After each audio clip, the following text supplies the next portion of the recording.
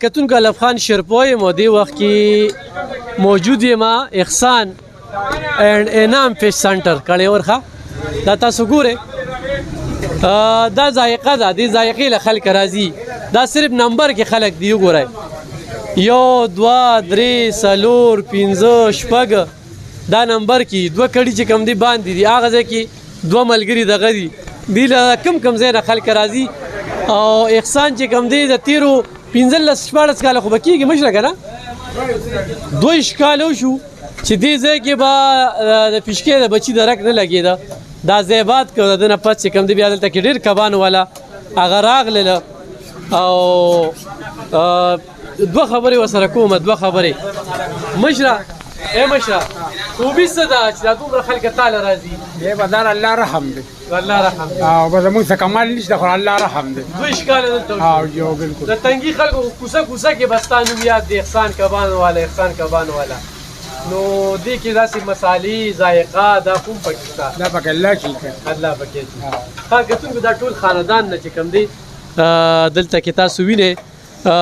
بچي دي د زامن دي د درونه دي او بیا د سره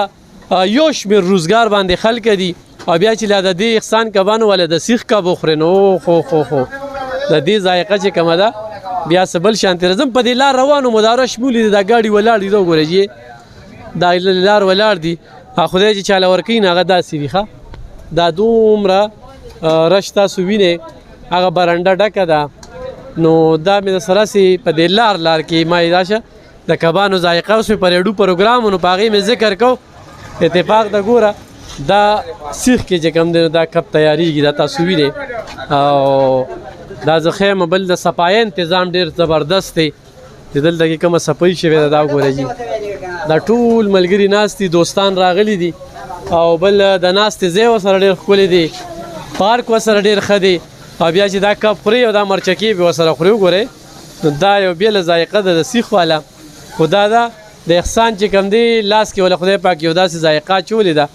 چې رسیدي نشي دې وخت کې تاسو وینئ چې دا نمبر کې دي نو دا مې راته یو ښه ځای ښوده راشه که نه دې خواته مشره دا ملګري راغلي کبان ولا دوستان راغلي دي او دلته کې باقاعده دا 2 کسه لګیا دي او دا صفایي کوي نو یقینا چې دغه پروګرام به ستاسو خوښ شوي وي باربیکیو چې کومه ده ډېره زبردسته تیاری احسان اینڈ انعام دا بالکل تنګي او د کڼیور په میانځ کې دا کبانو والا دي دا ټول دوستان راغلي ته وګوره لاره روان دي دا وګورئ نو دا مې سره شریکو راشئ تاسو مزمې خو کې یو پیره کبان وخوره بیا بار راځئ ښه دې دپاره نه ویم خو دې ځای ته زه راغلی یم نو ما چې تاسو سره هم دا ذایقه شریکه کړم مننه کوم خوشحاله اوسئ